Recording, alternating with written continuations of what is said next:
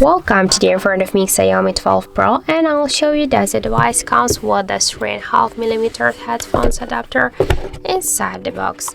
So here we got only the USB-C cable, the charger brick,